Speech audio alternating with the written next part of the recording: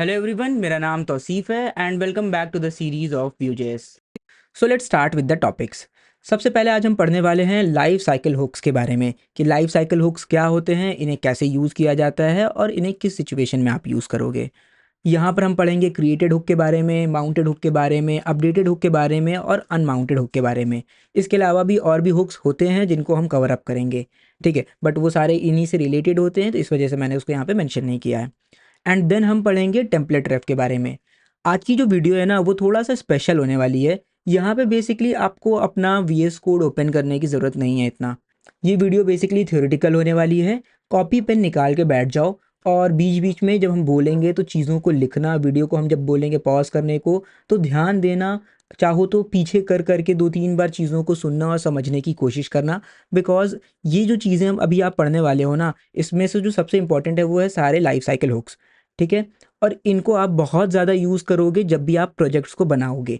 और इसमें कई बार काफ़ी सारे प्रॉब्लम्स ऐसे आते हैं जो आप टैकल नहीं कर पाते हो कई बार, अगर आपको इनको यूज़ करना प्रॉपर्ली नहीं आता है तो, ठीक है? क्योंकि आप बड़े प्रोजेक्ट्स बनाओगे, उसमें API कॉल्स वगैरह करोगे, डॉम मैनिपुलेशन हेविली करोगे, तो इन सब जगहों पर ये जो लाइफ साइकिल हुक्स होते हैं, वो बहुत हेल्पफुल होते हैं। उसके अलावा टेम्पलेट रेफ, आप ये समझ लो कि ये बहुत रेयरली यूज़ होगा, आप बहुत कम इसको यूज़ करोगे स्पेशल केसेस के लिए, ठीक है? चलो लेट्स स्टार्ट। यहाँ पे आ जाते हैं हम लोग Vue.js की वेबसाइट पे सिंपली, और यहाँ पे गाइड पे आने के बाद लाइफ साइकिल हुक्स पे आ जाना। तो देखो लाइफ साइकिल हुक क्या होता है। तो सी Vue.js का जो भी प्रोजेक्ट होता है, ठीक है, या जो भी कह लो एक कंपोनेंट होता है, कंपोनेंट की एक लाइफ साइकिल होती है। लाइफ साइकिल का मतलब है जैसे एक बच्चे या एक इंसान की लाइफ साइकिल होती है, राइट? बेबी का बर्थ होता है, फिर उसकी एज ग्रो करती है, उसकी मसल्स ग्रो करती हैं, फिर धीरे धीरे उसकी एज कम होती है, देन वो उसकी डेथ हो जाती है, राइट? उसी तरीके से जो हमारे कंपोनेंट होते हैं ना, उसकी भी एक लाइफ साइकिल होती है।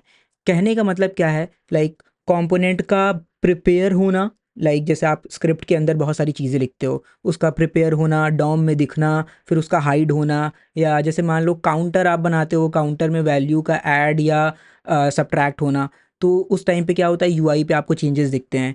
तो जो कंपोनेंट है उसके स्टेट का जो अपडेट होना होता है, तो वो भी एक लाइफ साइकिल का हिस्सा होता है। और मान लो कंपोनेंट को आप हाइड कर देते हो, जैसे वी इफ़ में फॉल्स पास कर दिया, तो कंपोनेंट क्या होता है, डॉम से गायब हो जाता है, तो वो क्या हो जाता है, अनमाउंट हो जाता है या डिस्ट्रॉय हो जाता है, यूँ समझ लो, ठीक है? यहाँ पे आपको टर्मिनोलॉजीज़ को समझने में फोकस करना है, ठीक? तो let's start with reading the documentations, okay? So each view component instance goes through a series of initialisation steps when it's created, for example.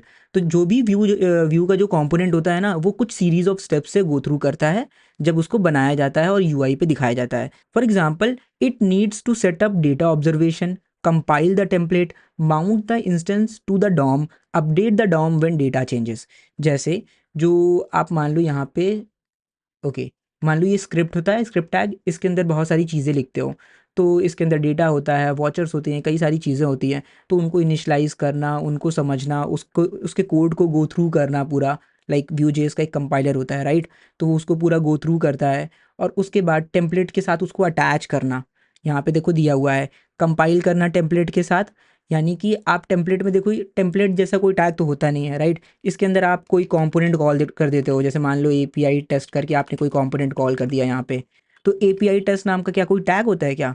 नहीं, ये कंपोनेंट होता है। ये किसी और फाइल का कोड है जो यहाँ पे लाके रखा जाता है। कैसे रखा जाता है भैया, उसको ये कंपाइल करता है, ठीक है? तो Vue.js का जो कंपाइलर होता है उसे कंपाइल करता है, तब लाके यहाँ पे रखा जाता है, ठीक है? और फिर उसको माउंट करना उस इंस्टेंस को पूरा डॉम में, लाइक इस कोड को, यानी कि यहाँ पे जो भी आप लिखते हो उसको कंपाइल वगैरह करके उसको ऐसा कोड जनरेट करना कि उसको हमारा ब्राउज़र समझ सके और उसके बिहाफ पे लाइक आपको H1 टैग, P टैग और पूरा आपको UI दिखा सके, ठीक है? तो ये चीज़ होती है। और जब भी उसके अंदर कोई भी चेंजेस हों तो डॉम में भी चेंजेस हों, लाइक आप काउंटर में जब वैल्यूज़ को घटाते या बढ़ाते हो तो क्या होता है, डॉम में आपको चेंजेस दिखता है। डॉम में चेंजेस दिखना मीन्स आपके जो UI है, यहाँ पे आपको चेंजेस दिखने लगता है। Along the way it runs functions called life cycle hooks. तो जब इस तरह के एक्शंस होते हैं ना, लाइक डेटा का प्रिपेयर होना या कंपाइल होना, कंपाइल होने के बाद डॉम में लगना या डॉम में लगने के बाद उसका अपडेट होना, तो उन टाइम पर जो Vue.js होता है वो बिहाइंड द सीन कुछ फंक्शंस को रन करता है जिन्हें हम लाइफ साइकिल हुक्स भी कहते हैं, ठीक है? Giving user the opportunity to add their code at specific stages. Like मान लो आप अपना कोड एक स्पेसिफिक स्टेज पे ऐड करना चाहते हो, तो वो फंक्शनैलिटी आप इसके थ्रू अचीव कर सकते हो। तो जैसे कहने का मतलब है, यूँ मान लो कोई कंपोनेंट था, जैसे मान लो ये साइड बार एक कंपोनेंट है। हमने कहा जैसे ही ये कंपोनेंट यहाँ पे लगे तो एक एपीआई कॉल हो जाए।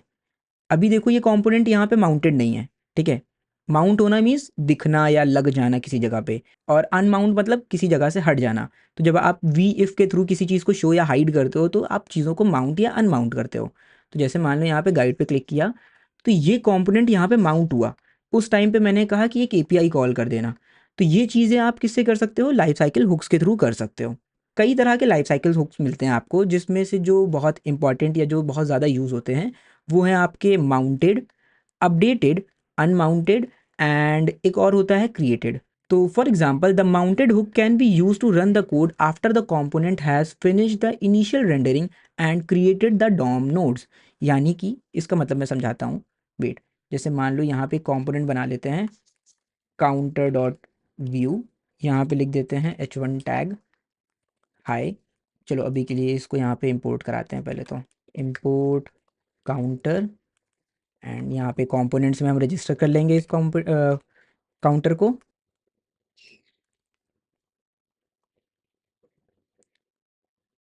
और यहाँ पे स्क्रिप्ट टैग एक्सपोर्ट डिफ़ॉल्ट, यहाँ पे हम लिख सकते हैं माउंटेड। माउंटेड मीन्स कि जब ये कंपोनेंट लगेगा, लाइक इसका कोड पूरा जो है कंपाइल होके और इसका पूरा डॉम बन जाएगा और जो है यूआई पे दिखेगा, हमारे वेब ब्राउज़र पे दिखेगा, तब ये फंक्शन कॉल हो जाए। और उस टाइम पे मान लो हमने कहा कि एक एपीआई कॉल करा दो, तो console dot log API call need, ऐसे करके ये भी बस कंसोल करा रहे हैं, ठीक है। अभी इसको रन कर लेते हैं npm run dev। और यहाँ पर हम एक काम करेंगे, डेटा फंक्शन ले लेते हैं जो रिटर्न करेगा शो, फॉल्स कर देते हैं। और एक बटन होगा टॉगल, ये क्या करेगा? बेसिकली शो को कहने का मतलब है इसको शो को टॉगल करेगा।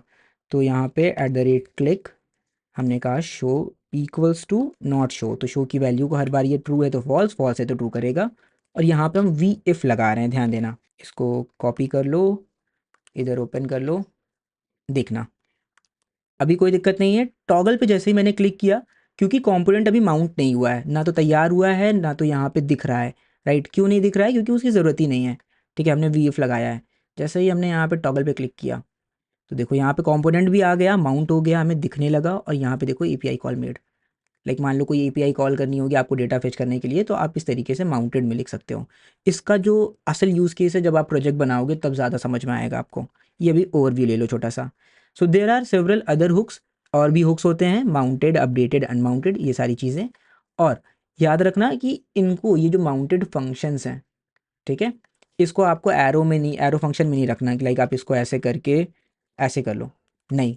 इसके अंदर अगर मान लो आपको दिस वगैरह यूज़ करना होगा तो नहीं कर पाओगे। तो इसको आपको नॉर्मल फंक्शंस ही रखने की ज़रूरत है।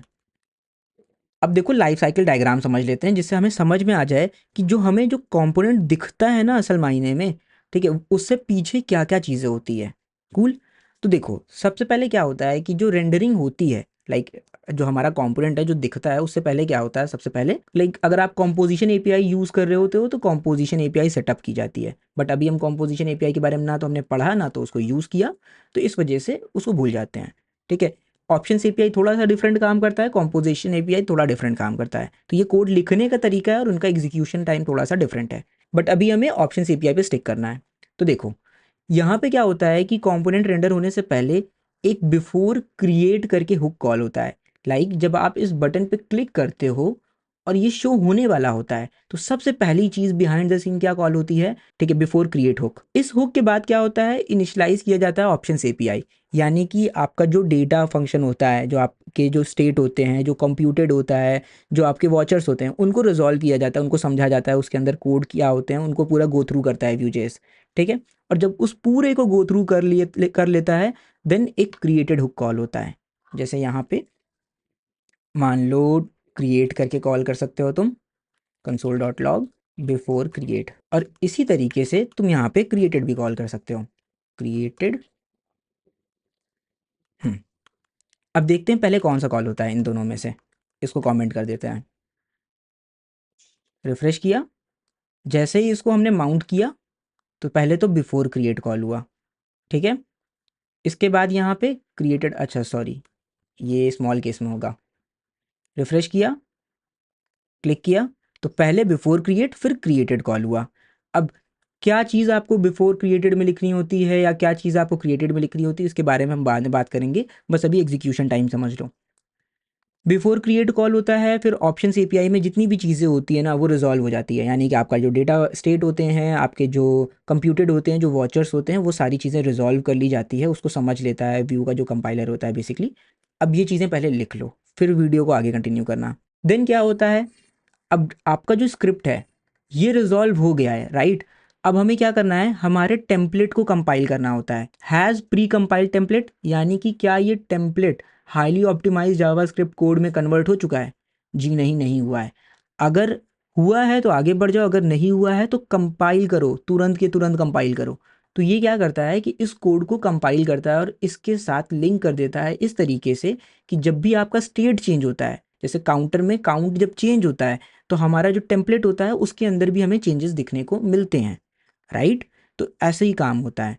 देन इसके बाद क्या होता है, बिफोर माउंट कॉल होता है। अब क्योंकि कंपाइल कर दिया गया है, हमारा कोड रेडी है, highly optimise JavaScript code ready है।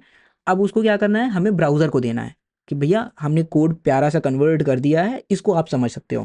क्योंकि ये जो कोड है ये तो जो है हमारा ब्राउज़र समझ नहीं सकता, ये किस तरह की चीज़ है, ये तो जावास्क्रिप्ट में एग्जिस्ट ही नहीं करती है असल मायनों में, ये तो Vue.js में एग्जिस्ट करती है। तो इसका जो कन्वर्टेड कोड होता है, हाईली ऑप्टिमाइज जावास्क्रिप्ट कोड, वो क्या होता है, वो ब्राउज़र को देता है कि आप तैयार हो जाओ रेंडर करने के लिए, चीज़ों को यूआई पे चीज़ों को शो करने के लिए, और डॉम वगैरह पूरा क्रिएट कर लेना अपना। तो डॉम के जो नोड्स होते हैं उनको क्रिएट किया जाता है, आपका पूरा जो ट्री स्ट्रक्चर होता है, यानी कि ये जो आप देखते हो यहाँ पे ये पूरा, ठीक है। तो इसको पूरा तैयार कर दिया जाता है और उससे पहले क्या कॉल होता है, यहाँ पे दिया है बिफोर माउंट, लगने से पहले। ये जो कंपोनेंट है यहाँ पे लगने से पहले, तो ये काउंटर लगने से पहले यहाँ पे कॉल हो जाता है बिफोर माउंट। तो ये हो गया माउंटेड, एक होता है बिफोर माउंट। इसको कॉपी पेस्ट कर लो, इसको यहाँ से उठाकर इधर डाल दो। तो पहले बिफोर माउंट कॉल होता है, माउंट होने के बाद फिर क्या होता है, माउंटेड कॉल हो जाता है। इसको देख सकते हो तुम, रिफ्रेश किया, टॉगल पे क्लिक किया, before create, created, before mount, और फिर माउंट हो गया फाइनली हमारा कंपोनेंट। अब क्या होता है इसके अंदर, अब माउंट तो हो गया, माउंट हो गया, माउंटेड हुक भी कॉल हो गया। माउंट होने के बाद हो सकता है उसके अंदर कोई स्टेट चेंज हो, तो हमें यूआई को अपडेट करना होगा, राइट। तो क्या होता है, जब भी कोई डेटा चेंज होता है तो एक हुक कॉल होता है बिफोर अपडेट, और उसके बाद री रेंडरिंग होती है। री रेंडर करने का मतलब होता है उस कंपोनेंट को पूरा रिफ्रेश करना, उसको रीलोड करना, क्योंकि उसके स्टेट चेंज हुआ है। जब आप काउंट को चेंज करते हो तो आपका जो पूरा स्टेट होता है वो चेंज होता है, राइट। जैसे हम लोगों ने जब कंप्यूटर वगैरह देखा था, वॉच देखा था, तो उसमें क्या होता है कि वॉच में जब आप कोई चीज़ चेंज कर रहे होते हो तो वो जो कंपोनेंट होता है वो उसको री रेंडर किया जाता है। और री रेंडर करने का मतलब है कि बेसिकली जो भी नए चेंजेस उसको अप्लाई करके यूआई पे दिखाना। तो उसमें क्या होता है कि अपडेट दिखाने से पहले एक कॉल होता है और दिखाने के बाद कॉल किया जाता है, ठीक है। यानी कि अपडेट करने से पहले ये कॉल हो जाएगा और अपडेट करने के बाद ये कॉल होगा, फिर उसे माउंट कर दिया जाएगा। जैसे कि यहाँ पे देख लो आप, यहाँ पे मान लो डेटा होता हमारे पास, डेटा फंक्शन काउंट, और यहाँ पे बटन है मान लो INC, जिसका काम है काउंट प्लस प्लस करना। इसको कहीं भी लिख सकते हो, यूजुअली ऊपर लिखा जाता है जिससे पता रहे, ठीक है। इसको ऐसे लिख दिया, और सेम इसी तरीके से बिफोर अपडेट। अब देखो क्या होता है, कंपोनेंट अभी नहीं है, कंपोनेंट क्रिएट एक ही बार होता है, माउंट भी एक ही बार हुआ अभी के लिए। अब देखो जैसे ही INC किया हमने, अच्छा सॉरी मैं यहाँ पे यूआई पे शो नहीं कर रहा हूँ ना, तो कोई फ़र्क नहीं पड़ेगा। इसको काउंट को दिखाते हैं इधर, रिफ्रेश किया, माउंटेड हो गया। INC पे क्लिक किया, ये देखो बिफोर अपडेट, अपडेटेड, ठीक है। ये देखो, इससे पहले क्यों नहीं दिख रहा था, क्योंकि टेम्पलेट पे आप इसको यूज़ नहीं कर रहे हो, तो इस हुक को क्यों कॉल करें, ठीक है। हमें री रेंडर करने की कोई चीज़ ज़रूरत ही नहीं ना, कॉम्प जब तक यूआई पे कोई चीज़ यूज़ ही नहीं कर रहे हो तो यूआई को अपडेट क्यों करें। तो जब ये काउंट स्टेट यहाँ पे यूज़ नहीं हो रहा था तो इस वजह से री रेंडरिंग नहीं हो रही थी, ठीक है। और जैसे ही आपने यहाँ पे काउंट की वैल्यू बढ़ाई या यहाँ पे जो भी स्टेट है या कंप्यूटेड है, जब भी वो चेंज होता है तो ये बिफोर अपडेट और अपडेटेड हुक कॉल हो जाता है। इसके अंदर कोई एक्शन परफॉर्म करना चाहो तो आप कर सकते हो। किस तरह के एक्शन वो हम बाद में बताएंगे। अभी वीडियो को पॉज करो, यहाँ तक की जो चीज़ें समझाई है चाहो तो फिर से देख लो एक बार वीडियो को, और उसके बाद थोड़ा सा नोट्स लिखते हुए चलो। Then when component is unmount, अब मान लो हमने यहाँ पे देखो टॉगल पे क्लिक करते हैं तो क्या होता है, ये हाइड हो जाता है, राइट। और यहाँ पे देखो वापस से लगाया तो ये आ गया, राइट। तो यहाँ पे क्या होता है, हमें दो चीज़ें मिलती हैं। एक होता है अनमाउंटेड, यानी कि ये जो कंपोनेंट है उसे अब डॉम से हटा दिया गया पूरी तरीके से। एक होता है बिफोर अनमाउंट। बिफोर अनमाउंट, इसको कॉपी, यहाँ पे पेस्ट, रिफ्रेश किया, टॉगल पे क्लिक किया, क्रिएट वगैरह हो गया, माउंट भी हो गया, अपडेट करोगे अपडेट भी हो रहा। अब क्या होगा, हमने टॉगल पे क्लिक करना है तो क्या होगा, ये अनमाउंट हो जाएगा, यहाँ से हट जाएगा, रिमूव हो जाएगा डॉम से, ठीक है। जैसे ही क्लिक किया, ये देखो बिफोर अनमाउंट और अनमाउंटेड, यानी कि अब इसे हटा दिया गया डॉम से। वापस इधर आ जाते हैं। तो ये आई होप यहाँ तक आपको चीज़ें समझ में आ गई होगी, एक बेसिक सा कि लाइफ साइकिल हुक क्या होता है शुरुआत से लेके एंड तक। अब इसको थोड़ा सा और इन डेप्थ लेके चलते हैं, समझना अब तुम्हें चीज़ें ज़्यादा क्लियर होंगी। अभी तक यही था खाली कि हाँ कैसे बन के लग रहा है, कब हट रहा है, कब नहीं हट रहा है। Consult the life cycle hook. अच्छा, यहाँ पे देखो एपीआई रेफरेंस दिया है, लाइक ये जो एपीआई वाला टैब है ना, इस पर अगर क्लिक करोगे यहाँ पे बहुत सारी चीज़ें मिल जाएंगी। जब तुम बड़े प्रोजेक्ट्स बनाओगे तो बिलीव मी इनको पढ़ोगे और तुम्हें बहुत मज़ा भी आएगा, तुम अपने से आके पढ़ोगे क्योंकि तुम्हें मतलब चीज़ें सीखनी होंगी। जैसे वी के बारे में तुम्हें पढ़ना है तो यहाँ पे देखो वी के बारे में तुम पढ़ सकते हो, ये एपीआई वाले पे क्लिक करके। वी के बारे में तुम पढ़ना चाहो तो पढ़ सकते हो, तो ये डिटेल्ड में तुम्हें बहुत सारी चीज़ें बताएगा। वी स्लॉट क्या होता है उसके बारे में तुम चाहो तो पढ़ सकते हो। तो ऐसे बहुत सारी चीज़ें हैं। वी बाइंड है, इसके बारे में पढ़ सकते हो, क्या चीज़ें यूज़ की जाती है, क्या चीज़ें नहीं यूज़ की जाती, या क्या क्या चीज़ें कब कब सपोर्ट करता है ये। तो इन डेप्थ की जो स्टडी होती है ना इन सब चीज़ों की, वो तब इंसान करता है जब बहुत बड़े प्रोजेक्ट में या बहुत इंटरनल्स के साथ आपको खेलना होता है, वरना आप मोस्ट ऑफ द टाइम नहीं करने वाले, ठीक है। देखो मैं 2 साल से एक एलएमएस पे काम कर रहा हूँ जो व्यूजेस पे ही बना है, ठीक है। मुझे इतना बहुत ज़्यादा डिटेल में आके इन डेप्थ जाके देखने की ज़रूरत हर बार नहीं पड़ती है, ठीक है। तो ये मत सोचना कि तुम्हें हर बार ही आके देखना पड़ेगा। यहाँ पे बस देख लो, मैं तुम्हें चीज़ें बता रहा हूँ कि ये चीज़ देखी जाती है, डेवलपर्स देखते हैं। अगर यहाँ पे ये रखा है तो जो सीनियर डेवलपर्स होते हैं जिन्हें ज़रूरत होगी इंटरनल्स में जाने की इतना, तो वो देखते हैं। तो देखो लाइफ साइकिल हुक का एपीआई रेफरेंसेस दिया है, यानी कि उसके बारे में, एपीआई के बारे में पूरा गाइड दिया हुआ है। जब आप ये पढ़ना सीख जाओगे ना, उस दिन आप समझ जाना कि आप literally as a developer progress कर रहे हो, ठीक। तो मैं अभी इनिशियली आपको समझाऊंगा भी नहीं, क्योंकि आपको ना तो ये हम यूज़ करना सिखा पाएंगे आपको प्रॉपरली उतना, और ना ही आपको इतना ज़्यादा समझ में आएगा, तो कोई फ़ायदा नहीं है, राइट। क्योंकि आप एज अ बिगिनर यहाँ पे वीडियो को कंटिन्यू कर रहे हो इतना। ऐसे बहुत से हुक्स हैं, ठीक है। अपडेट का दो है, माउंट का दो है, क्रिएट का दो है। उसी तरीके से और भी कुछ हुक्स दिए हुए हैं, एरर कैप्चर्ड, ये डीएक्टिवेटेड, सर्वर प्रीफेच। तो इस तरह के हुक्स भी एग्जिस्ट करते हैं जो कम यूज़ होते हैं, या जब सिचुएशन आएगी तब आपको समझ में आएगा कैसे यूज़ करना होता है, वो आप खुद ही ढूंढ लोगे। कूल, बस आपको पता होना चाहिए कि हाँ देखो इस तरह की चीज़ें भी एग्जिस्ट करती है, तो एक बार इसको आके देख लेना। वीडियो को पॉज करो, इसको आके थोड़े बहुत इन हुक्स के बारे में एक बार यहाँ पे पढ़ लो। नहीं समझ में आएगा कुछ, कोई बात नहीं, इट्स ओके, चलेगा। अब इधर आ जाते हैं, मैं तुम्हें कुछ चीज़ दिखाता हूँ जो मैंने लिख कर रखा है ऑलरेडी, जिससे तुम्हें जल्दी समझा सकूँ। इन्हें मैं यहाँ पे कमेंट कर रहा हूँ, और एक कंपोनेंट मैंने बना कर रखा है, उसको इंपोर्ट करके यहाँ पे यूज़ करूँगा। इंपोर्ट लाइफ साइकिल हुक्स करके एक फ़ाइल बनाई थी मैंने, और इसको यहाँ पे यूज़ करते हैं। लाइफ साइकिल हुक्स, इसको उड़ा देते हैं।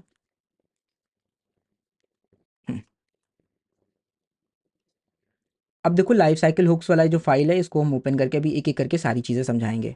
ये टेम्पलेट है, इसके अंदर एक डिव दी हुई है, यहाँ पे क्लास भी दिया है लाइफ साइकिल डेमो। इसके अंदर एक टाइटल स्टेट है, एक इज़ विजिबल स्टेट है, एक मैसेज स्टेट है, और इसके अंदर अपडेट मैसेज नाम का एक फंक्शन कॉल किया जा रहा है, और टॉगल विजिबिलिटी से इसकी विजिबिलिटी को जो है शो या हाइड किया जा रहा, ठीक है। ये बेसिकली आपको लाइफ साइकिल समझाने के लिए।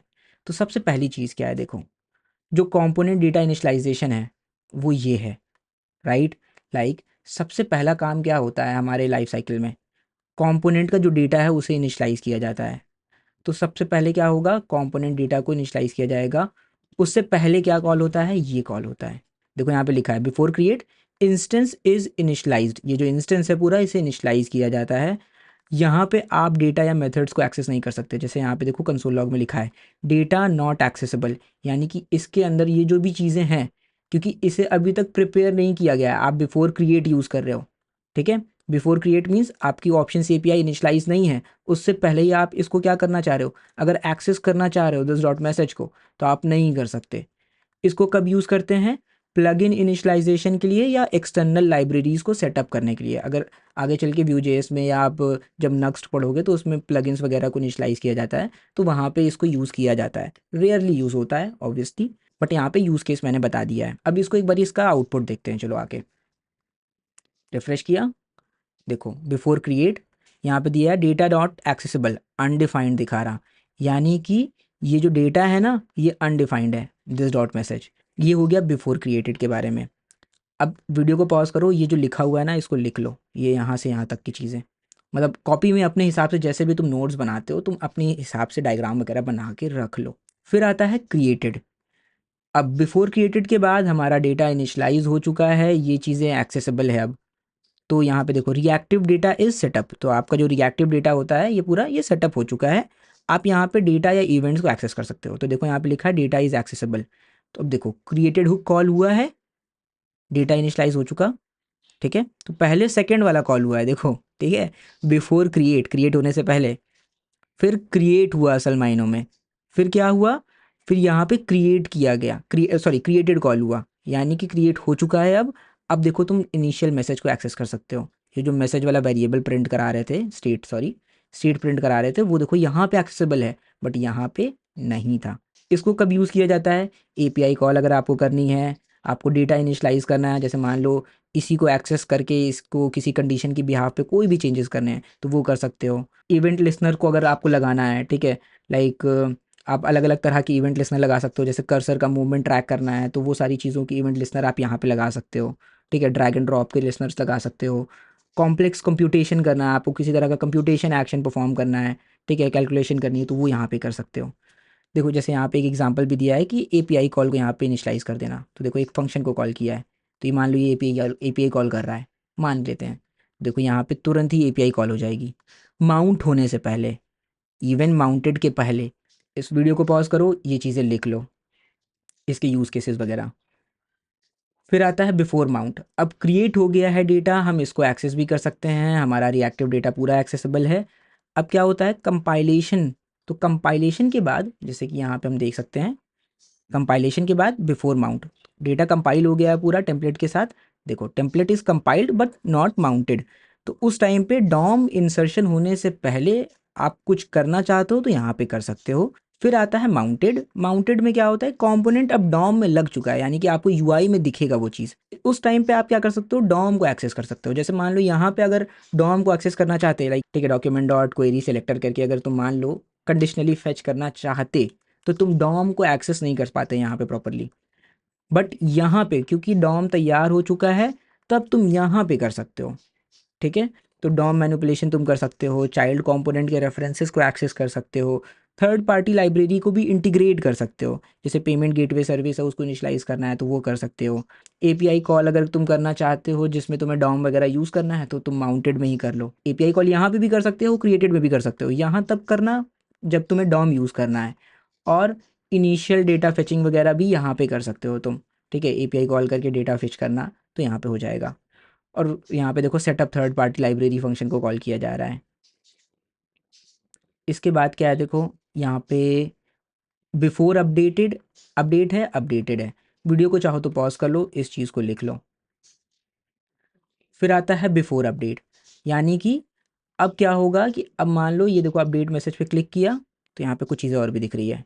Setting up third party library तक हो गया है, माउंटेड हो गया, सेट उस माउंटेड में हमने इसे कॉल भी कराया था, ठीक है। यहाँ पे देखो ये था सेटअप थर्ड पार्टी लाइब्रेरी। अब देखो बिफोर अपडेट, जैसे हमने इस पर क्लिक किया था ना, तो बिफोर अपडेट डेटा चेंज हो गया है, अपडेट पेंडिंग, तो डेटा चेंज हो चुका है लेकिन अभी अपडेट नहीं हुआ है। यहाँ पे देखो message before update life cycle hooks demo initialisation फलाना ढिकाना जो भी लिखा है, तो यहाँ पे देखो इसका मतलब क्या है कि अगर आपको करंट डॉम को एक्सेस करना है अपडेट करने से पहले, या कोई अपडेट करने से पहले कोई कंप्यूटेशन करना है तो वो चीज़ें आप कर सकते हो। इसको बहुत ज़्यादा डिटेल में समझने की ज़रूरत नहीं है, इट्स ओके।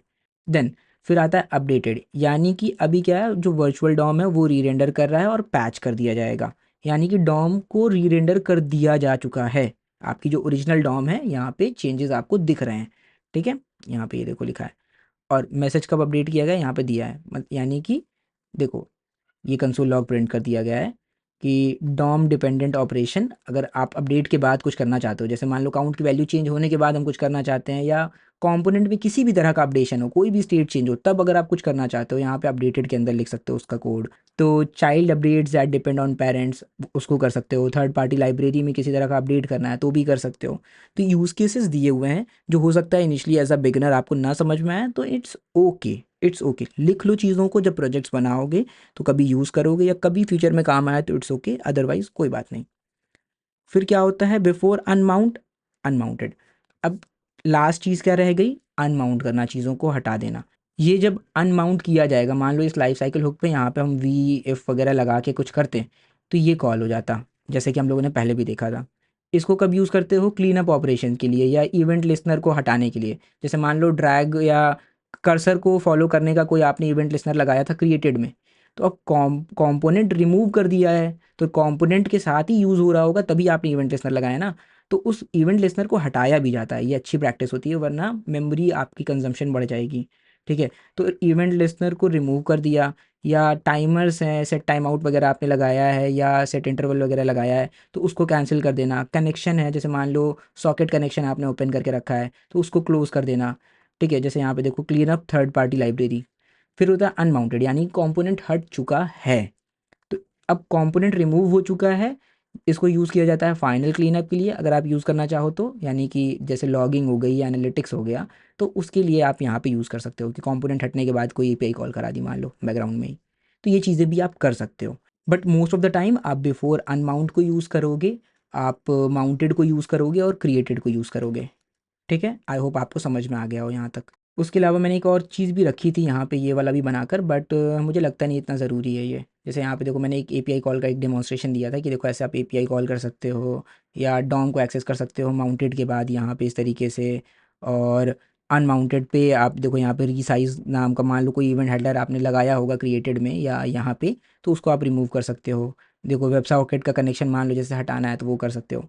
ये बेसिकली रैंडम कोड है, ठीक है, ऐसा मत सोचना कि यहाँ पे नीचे कुछ लिखा हुआ है इसका अराउंड, ये बस मैं एग्जांपल दे रहा हूँ। तो ये था पूरा आइडिया आपका लाइफ साइकिल हुक के बारे में कि कंपोनेंट लगने से तैयार होने से लेके सारी चीज़ों में कैसे काम होता है। सो नेक्स्ट आता है टेम्पलेट रेफ, बट इससे पहले आप वीडियो को पॉज कर लो। अगर आपको चीज़ें पिछली नहीं समझ में आई है तो समझ लो, चाहो तो पीछे फिर से रिवर्ट करके कंटिन्यू कर लो, रीवॉच कर लो, ठीक है। देन आता है टेम्पलेट रेफ।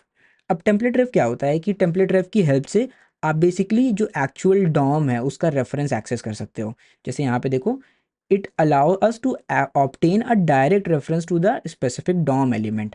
जैसे मान लो किसी इनपुट फील्ड पे आपने रेफ लगा दिया तो उसको आप फोकस कर सकते हो, ठीक है। कई बार ऐसा होता है कि आप जो एक्चुअल डॉम है किसी भी इनपुट फील्ड का या किसी भी कंपोनेंट का बेसिकली, आप उसको अगर एक्सेस करना चाहो तो उसमें आप रेफ यूज़ करते हो। ये बहुत बेयरली यूज़ होता है। अब इसका एक बेसिक्स एग्जांपल सिंपलेस्ट देख लो, google.com।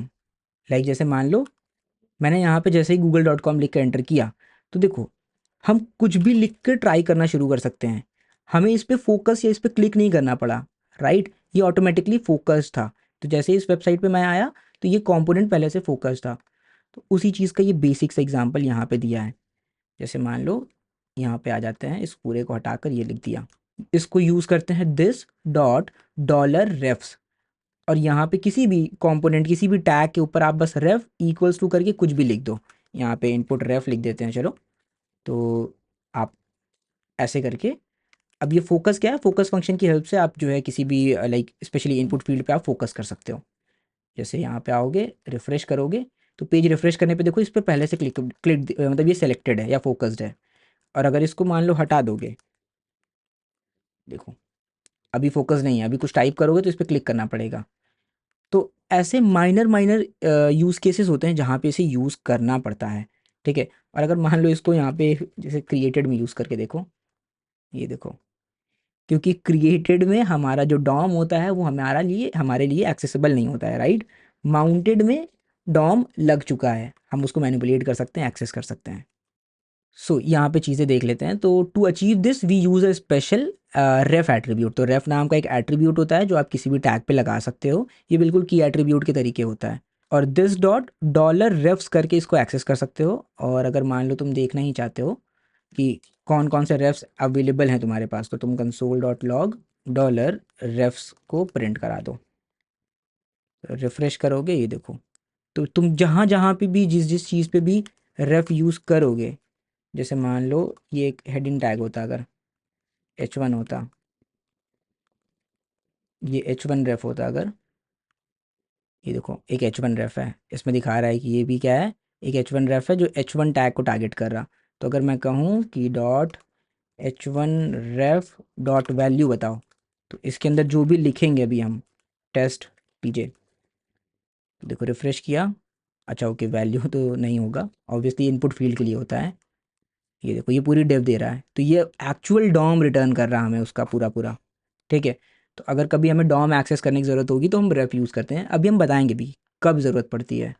इसका एक और एग्जांपल, एक और चीज़ भी दी हुई है यहाँ पे, वी फॉर के थ्रू अगर आप यूज़ करते हो, जैसे मान लो वी फॉर में कभी यूज़ करोगे इसको, तो क्या होता है कि आपको एक एरे मिलता है।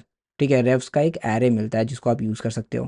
ध्यान रखना रेफ वगैरह बहुत कम यूज़ होता है, और ये वो चीज़ है जितना हम इसको समझा लें कोई फ़र्क नहीं पड़ता, जब तक प्रोजेक्ट में नहीं यूज़ करोगे ये एकदम नहीं समझ में आएगा।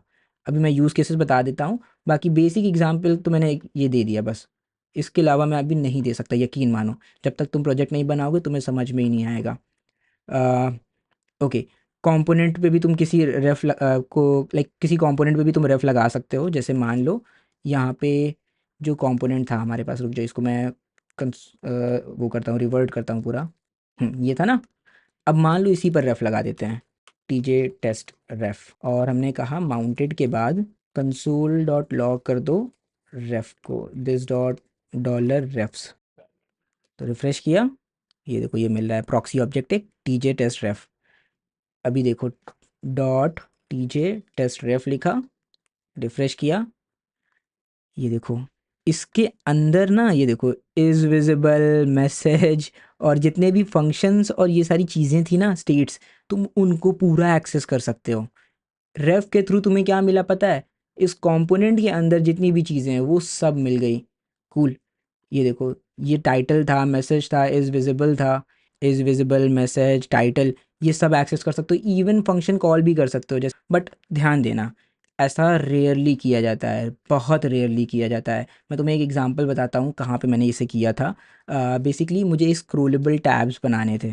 ठीक है, लाइक आपने यूट्यूब पे देखा होगा, यूट्यूब पे आप क्या करते हो, लाइक डिसलाइक और जितने भी बटन्स दिए होते हैं एक लाइन में, तो उसको लेफ़्ट या राइट मोबाइल पे स्वाइप कर पाते हो, राइट। और तो वो जो फंक्शनैलिटी है मैंने उसको रेफ के थ्रू इम्प्लीमेंट किया था।